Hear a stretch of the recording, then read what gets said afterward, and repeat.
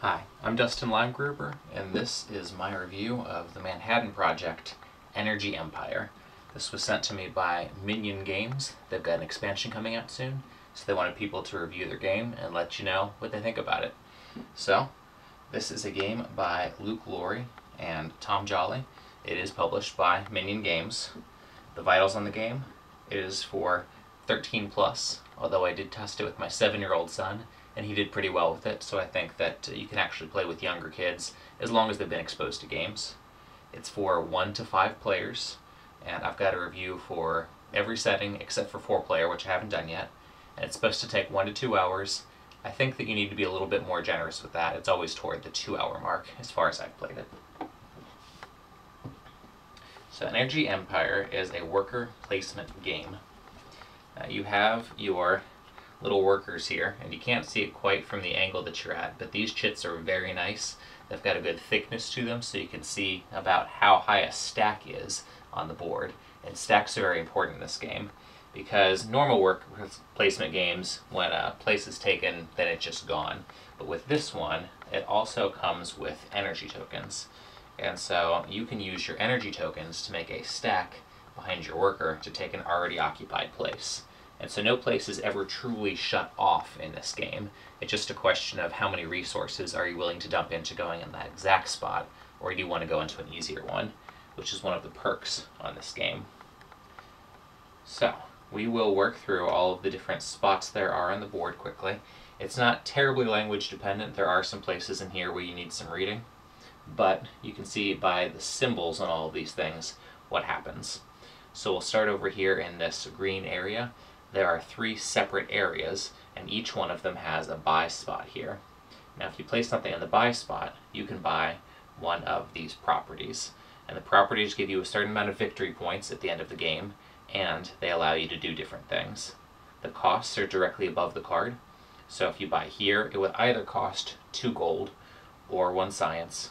Here's 3 gold or science. And over here in this spot, it's 4 gold or 2 science.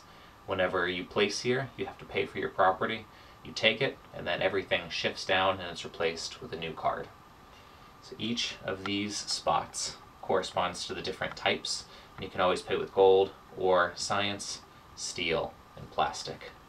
The spots down here, this one gives you a science and a peek at what's coming up in the global impact. There are 6 of these global impacts during the game. The first 3 are usually fairly benign, but then when you see the scary red color, things start to get worse. So this allows you to take a peek at it so you can know what's coming and plan accordingly. This spot allows you to pay 3 gold and gain a worker, but it also comes with a pollution. Now pollution is the game clock. You can see down here all of these pollution tiles, and every time a pollution is taken, unless it specifies otherwise, you have to take it from here. And every time one of these stacks is gone, you flip over a new card to see what's going on in the world, and that helps you to score victory points, changes up the cards, and gives you a new and interesting situation. It keeps the game replayable. You also see underneath here that there's a price of oil. Now as the game goes on, oil gets more scarce, and so the price goes up. So if you're buying or selling oil, that's the price that you pay. So for 3 gold, you get a worker, and you have to take a pollution. So you would take a pollution from here, and you would put it on your environment. Now the environment that you have is one of the ways that you do scoring in the game, and we'll get into that a bit later, but in general, you want to try to keep pollution out of your environment. Here we see that you can pay a science to have 2 cleanups. That helps you to clean your environment.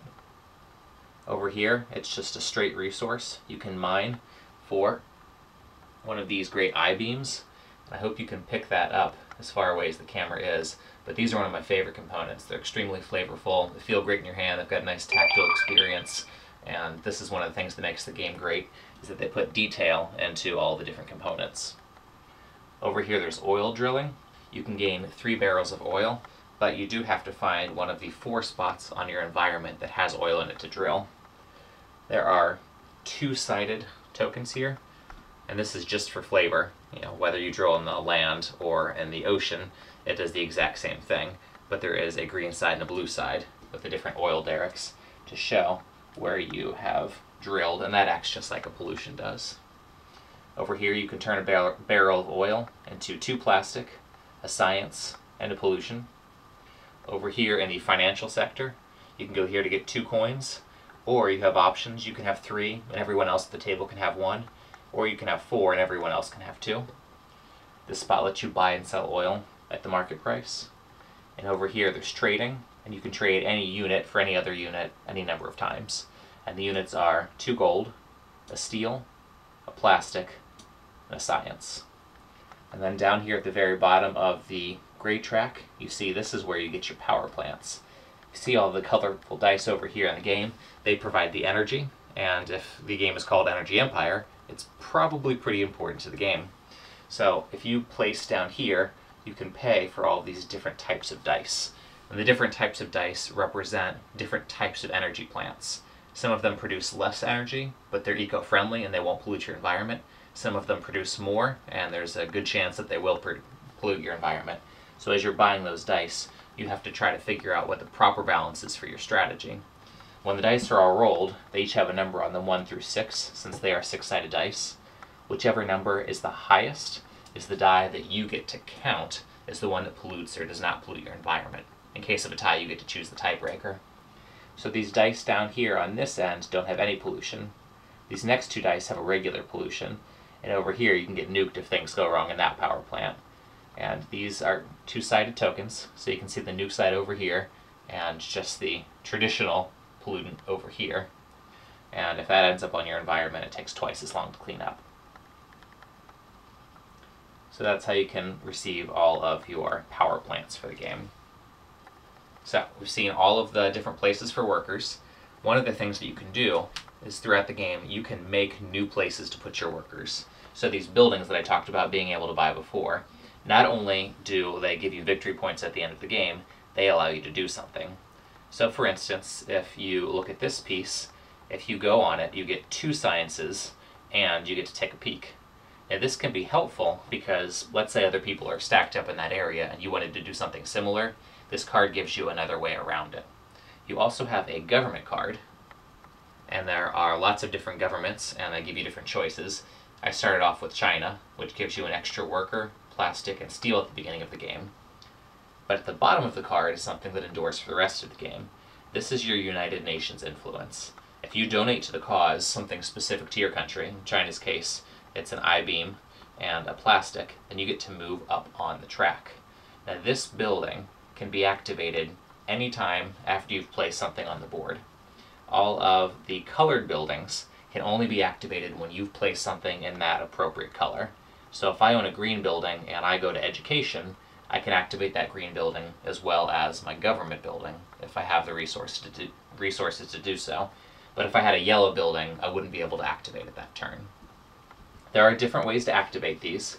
All of the worker spots, you can see the little guys with hard hats, which lets you know that only workers are able to go there, or at least they have to be on the top of the stack if you're putting energy underneath them. But all these buildings have the worker and an energy symbol next to them. So the energy symbol can be used to place on here and activate. And there are different ones. Some of them just have a single tab underneath, and that means that it only takes 1 worker or 1 energy to activate it, just like you would any other building. Some of them are better than that. They take twice the manpower, and that's any combination of builders or energy. And then some of them have 2 single tabs. Now this is like the first single tab one, where it only takes 1 to activate, but if you take a turn later in the game and this one is filled, you can fill up that other one and use it twice. So that's how the workers can be placed. Now there are different ways to score around the track. And you can see that you've got a little moving track here around the outside of the board to keep easy track of your points.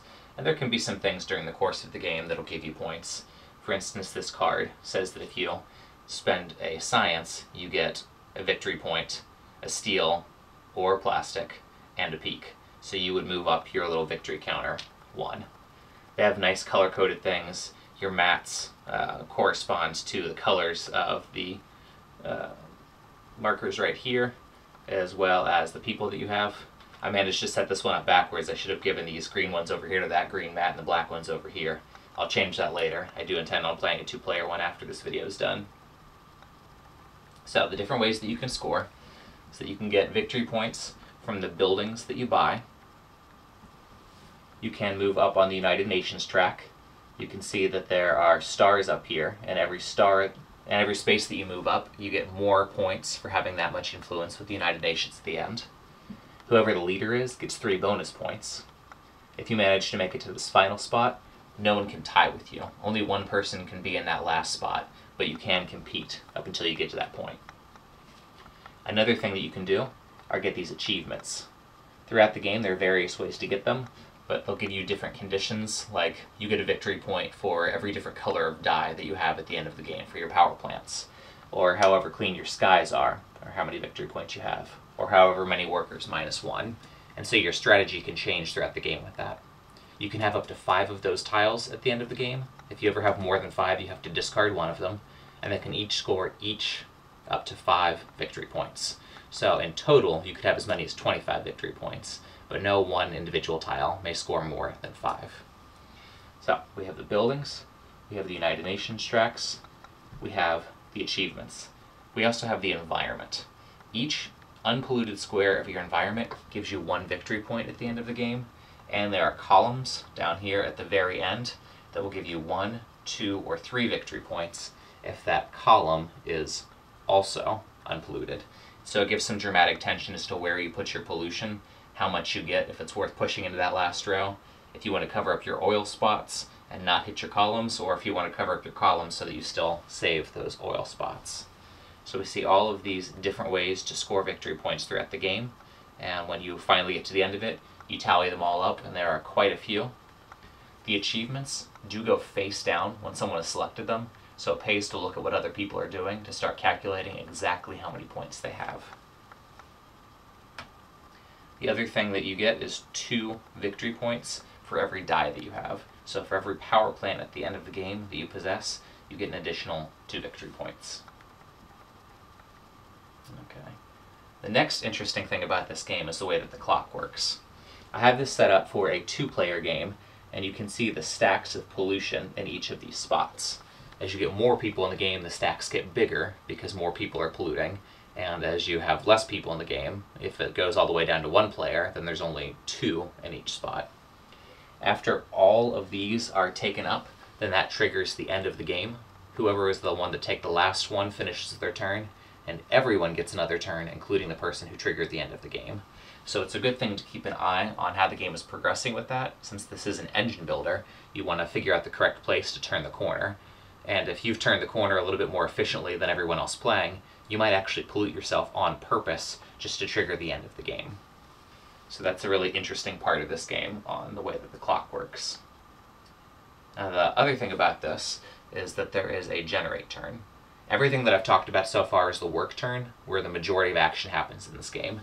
But at some point you will have played out all of your workers and all of your energy, or maybe you have a few left over but you still feel like it's time for you to get a brand new start. So when that happens, you pick up all of your workers off of the board and off any buildings that you might have, and you do the same with the energy, but you have to discard all of the energy. You never store energy up. There's no batteries in the game, it's just gone. And when you do that, it does a couple of things. One is that it clears the board out so people can get back into those spots, and the other thing is that you can then regain energy.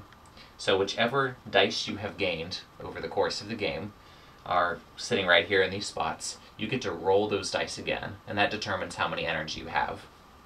Now there is a great way that this is balanced with the game, and that the die that don't pollute generally produce less energy. And the 1s and the 6s are usually the low and the high end of things, to where the 1s, you can see throughout all of these first 4 die, only produce 1 energy, and the 6s down here produce 2, 2, 2. Then you start to get into 3. By the time you get to the nuclear die, you get 3 on this die, as well as 2 through 4. 1 still gives you 2 energy. So when you roll those die, you collect that energy for that turn, and that puts a little bit of variance in the game. You're never quite sure how many energy you're going to acquire, so you can't plan completely in advance. So there's some known factors in it, but the energy acquisition keeps you on your toes with this. So when you generate, you get your workers back, you get new energy, and you see if you pollute. Whatever die was highest over here shows you if you pollute or not. If you don't, you still have to pick one of those up from the pile and burn it just to keep the clock moving. Otherwise, you have to put it right here on your mat. One of the interesting things about the game, particularly in games with more players, is that people's strategies will eventually have them generating on different turns. And so it's kind of like pit stops in a race, when people figure out when exactly they want to stop to get back in on other people's heels. It's ideal if you can go right after several people have generated, because then the board is clear and open. Now, in the very beginning of the game, generation follows a pretty predictable path. But in the bigger games, once you get to about the mid-game, and especially the late game, it becomes a factor. Alright, so that's the basics of how this is played. Now, one of my favorite things about this game are the components. They put a lot of quality into these components. As I said before, the I-beams are a favorite of mine for the steel. And they also have great little barrels of oil. I don't know if you can see the detail on here or not, but they even did the tops on these, they did the side. They have great weight to them, so this is a fun component.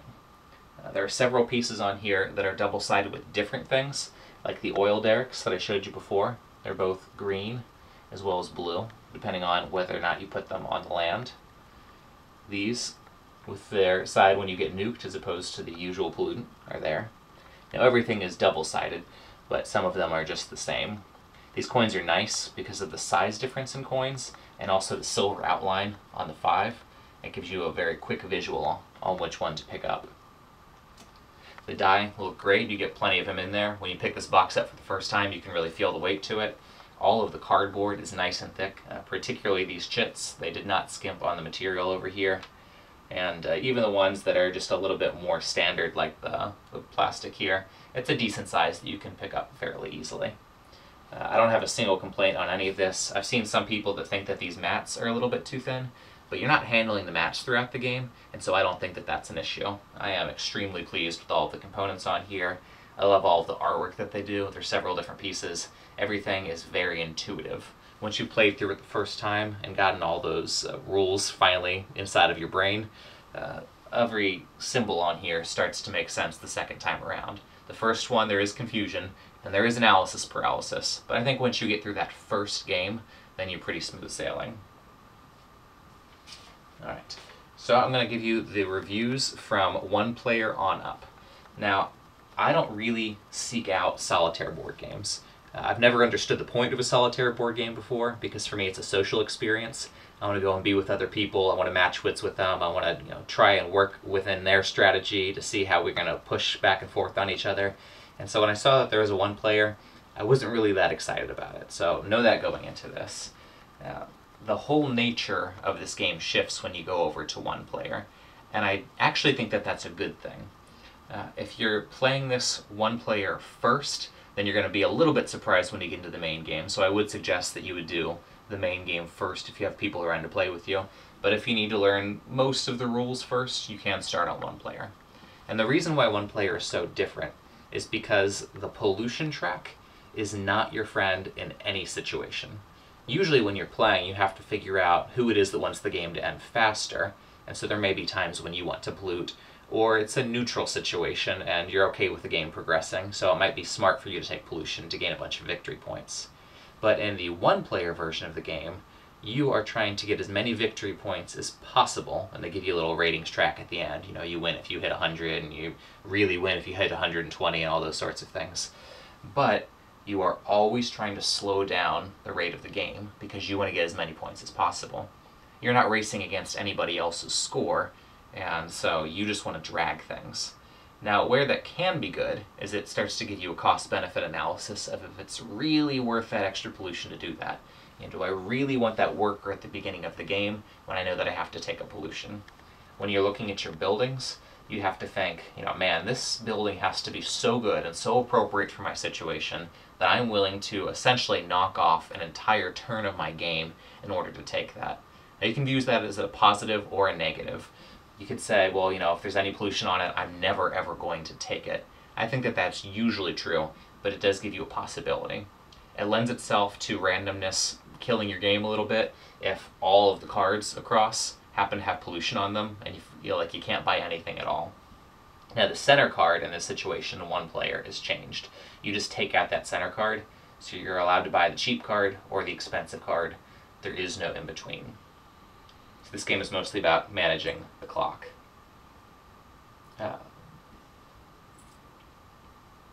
There are some cards in this that I think the instructions should say to take out before you do a single-player game.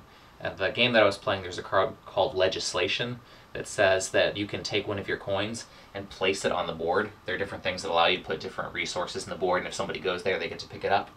And in a 2 or more player game, that would obviously have the drawback of somebody else picking up your coin or whatever else you might put on there. But in 1 player, it may as well just say, get this without even having to put the coin down, because you choose where it goes and you'll pick it up again later. So they change a couple of things about the 1-player game. I think you might need to house rule some cards out when you do play 1 player. The only random things involved in this are the buildings that I said before and their placement. And other than that, you are just dealing with your global impact cards. Now you can probably sneak a peek at those if you work that into your strategy, and so it doesn't have to be random as far as your knowledge goes, but it's still random on what comes out of the box. There are fewer of the red cards, so you get a better guess at that when you randomize them at the beginning of the game. There are quite a bit more of the green cards, so that does stay random. So 1 player is good for people that don't have to have that social experience as part of the game, but they want a really interesting puzzle. You know, you can sit down and weigh out all of your possibilities and go through this, and for me it's quite a bit more interesting than a jigsaw puzzle, and people like to do those all the time. So this is going to get the dubious distinction of being my very favorite 1-player board game. It's really the only 1-player board game that I would play right now, but I enjoyed it when I didn't think that I would. So after 1 player, we did 2-player, and that's what this is set up for now. So you see the amount of pollution that's in here. And you also see that I've got some red workers that are up here in the build slots. Now, 1 player as well as 2-player has to stop you from going just anywhere you want to, because I think ideally this is a game for more players, and so it puts in some dummy pieces. So anytime that you would want to build, you always have to compete with at least 1 worker in these spots, you or your opponent. There's no generate turn for the artificial intelligence being right there. These spots are premium spots, and so you always have to stack up at least 1 energy underneath those. Now, clock management does become a factor once you go over to 2-player, which for me is more fun, that you have to try to look at your opponent and see what they're doing, what their clock is. And I also think that it's more manageable when you just have 1 person that's going. If you've got a great big game, you might start to look around at who's probably doing the best and just pay attention to them. But if you've only got 1 person in front of you, you can start to remember what it is that they've picked up and see exactly how fast they're going. So that clock management becomes a valid part of the game. Now, a negative in the 2-player is that even though we have these spots up here that are always blocked up, those are very popular spots, and you need to build buildings to win the game. And so a flaw in this, unfortunately, is that if I go over here to the green area, well, my opponent says, well, I could fight him for that, or it could just go into one of these 2 areas and major over there. So there's not quite as much turf war as I would like in a game like this. I like a game where there's some pushback and you're not both just playing solitaire at the same time. Now, there are some spots, like the power plant area, where there's always going to be competition. You need those. But with just 2 players, you can wait on somebody to get out of their own power plant. You have the UN track, which is also some competition. Even though you've got separate cards, they're essentially the same area on the board. You can go when the other person is gone, but you have to pace out exactly where they are on the track. Let's see. And those are all my thoughts on the 2-player game. So it is playable. I do enjoy it. I do hope to play it again. I enjoy the game, but I don't think that it really shines as much as it does in some of the other variants. I got to play a 3-player game. This takes away all of these 3rd-player little blocks on all these things, which I think makes the game pure and a little bit more dynamic, that you are looking to see what other people are doing, and the board is changing more often in less predictable ways. But since there are 3 players, and you have 3 major areas of the board, it becomes a vote who wins game if 2 players compete. So there's a pretty strong reason for 2 people to not say, well, we both want green, and we're just going to let that guy over there get his pick of the litter and not have to compete for anything.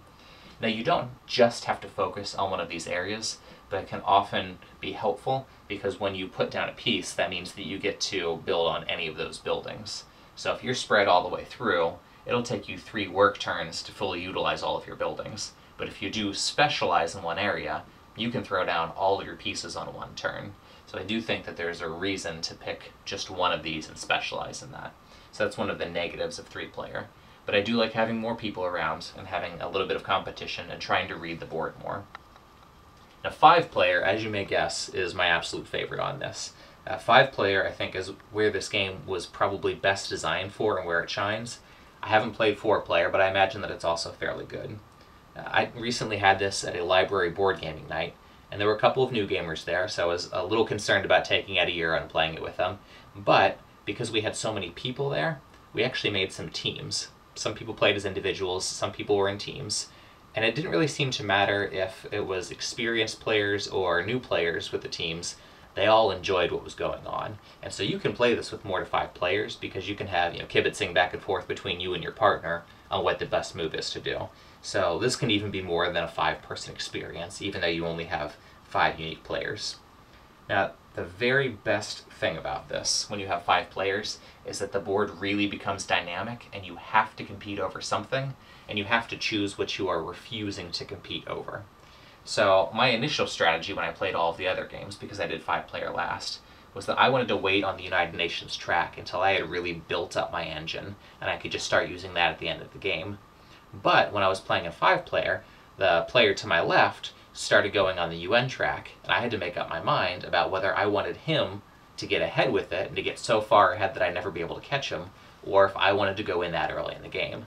So I decided to go in against my better judgment, and it was a lot of fun. We were fighting back and forth. He was in the lead most of the time, but he took a generate turn just a little bit too early, so I could go full throttle on that and play all of my pieces down and generate early to make sure that I had that extra work turn. So we were fighting over the UN, and that was a lot of fun. You have to decide, am I going to go all in on one color so that I don't have to compete with others? Because there are 5 players and things are going around so much, sometimes what you want to do is just completely blocked off. And it's not that somebody has chosen that strategy and you've mislaid a step or something like that. Maybe they got pushed by another player. So the board's always changing. You're having to think outside of the box. And you may want to get those early building buys in so that you can just go off on your own and play solitaire in those times when you get blocked. But then when you're not blocked, go back into the main board. So that's a lot of fun with this, of trying to figure out what people are going to do. There's so much randomness that if you're honest with yourself, you can't sit down and do the analysis paralysis of figuring out exactly what everybody's going to do. It comes around to your turn, and either what you had hoped for was working and you can go really fast, or you're going to have to take just a little bit more time and think about your new direction. Now, one of the good things about 5 players is that on this one, more than anything else, eventually the generation phases do stagger. So you can start to hope and plan a little bit for when people behind you are going to pick their pieces back up. You can also, at the end of a turn, put kind of a spiteful stack in there of knowing that, okay, well, I'm not going to be able to do anything else. I'm just going to really lay this down right here because I see everybody else around the table wants this. So there are fun things that you can do with that. Now, one of the things about 5-player, which I think is a good thing, is that the clock is less predictable. You have more of those pieces up there, but you don't always know what other people are going to do. And so every time your turn comes up, you have to reassess exactly how much game is left. Am I engine building right now? Am I going for points? Am I so far ahead that I want to try to pollute? Am I going to try to stem the tide just a little bit? But because there are 5 people, nobody has a domineering hand over the speed of the game. In 2-player, you can just refuse to pollute, and half of the clock is slowed down. But a 5-player, you have just a little bit less control over it. It's still important, but you're not the one that gets to decide if the game bogs down or not. One of the other things that's less predictable, and therefore good in my eyes, is that there are spaces over here for finances, where people can go and give everybody around the board 1 or 2 extra coins, depending on how greedy they are, and that can change your game plan as things go around. Maybe you have some cash that you didn't really expect to have at the beginning of your turn when you started planning, but all of a sudden now it comes out. And so again, it values that outside of the box thinking when it comes up to your turn. The only negative thing about 5-player is that the first time that you explain it to everybody, there are so many different conditions on how you get points, and if people are still a little bit new to Euros, then they start to look at the cost instead of where you have to put things down. And throughout the course of the game, people are constantly saying, well, how does this work? And how does this go over here? and you notice that somebody's building up a whole bunch of plastic over here, and you figure they've probably got the little victory point card that says they get a victory point for every plastic. You've got to give a gentle reminder that past 5 victory points, that card doesn't do anything. And so you do have a little bit of bog that first time the game is played, but after that, I think that it really opens up. So 5-player is my favorite format on this. 1 player, even though I didn't think I was going to like it, is something that I would continue to go back to so that I can try to continue to beat my high score. I don't know how long it'll take me to get sick of that, but it's something that I didn't expect to enjoy. Overall, I think this is an excellent game. They've got wonderful components. The board stays fresh, especially in those bigger games where you have a lot of people around. The turns move fairly quickly for all the thinking that you have to do, and I'm looking forward to the expansion coming out. And so if you like Euros, if you like the theme to this game, this post-World War II world of all of these different countries trying to build back up, if you like a game that can even fit more than 5 people as long as you are not looking to just be the one decision maker and you're happy with groups, I think this is an excellent purchase, and I would be looking for the expansion to come out soon. So this is Energy Empire, Manhattan Project, Energy Empire, by Minion Games, with an expansion coming out soon.